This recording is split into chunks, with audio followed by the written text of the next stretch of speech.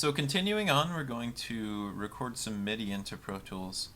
Now first, I wanted to show you some other ways you can zoom in and out. So you have this slider down here at the bottom that allows you to zoom. So now that we're zoomed out, we can also hold Shift and use our mouse wheel to scroll, or Shift and Alt to zoom in that way. We can also hold down Alt and use our mouse wheel to zoom in and out. So once we're zoomed out, I'm going to make this track inactive because I don't want to hear it and I don't want Pro Tools to be processing it and eating my processing power. So all I have to do is click on the track, go to Track, and make inactive. So now it's not going to be processing any of this audio, but I still have it if I want to come back to it later. What I will also do is make it small. Now I'm going to add a MIDI track to our project, and we're going to make it a little bit bigger. So for MIDI, first we want to make sure our input device is there. So mine's the Numa Compact. And if it does show up, I can select it as the input. So this is the input-output part of the edit window. And I can select my Numa Compact. And if I record enable, see when I strike a note on my MIDI keyboard. Now I'm not getting any sound. Why is that? I don't have an instrument.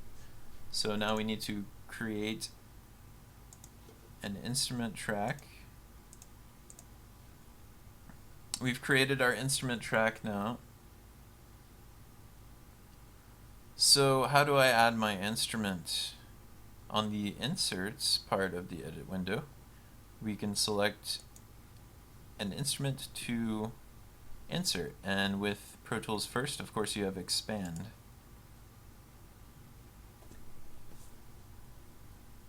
And to route our MIDI information into expand, all we have to do is go back to our input-output for the MIDI channel,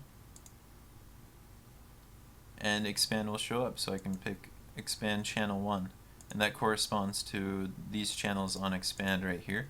So you can have multiple MIDI tracks going into the same expand.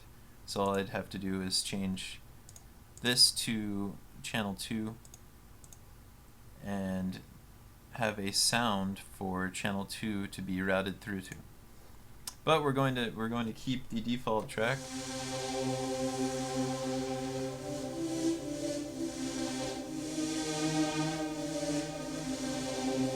So now that I'm getting sound, I want to record. So I'm just going to record a C major scale with the click track at 120. So I'll have 4 beats of count off, 1 bar of count off.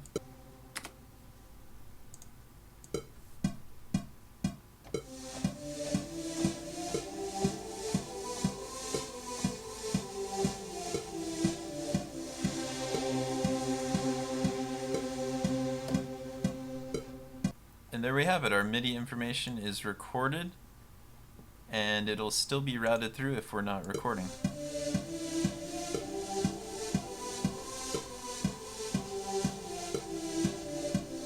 So maybe this isn't the greatest patch or instrument sound for this application. So I'm going to go to expand, and on the presets, you have a number of presets that you can choose from. I'm thinking just a normal acoustic piano will sound good.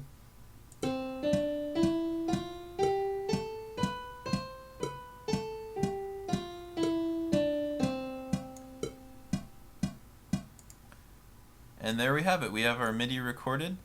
There are some things that I want to change, so I'm going to have to edit the MIDI, so we'll save that for the next video.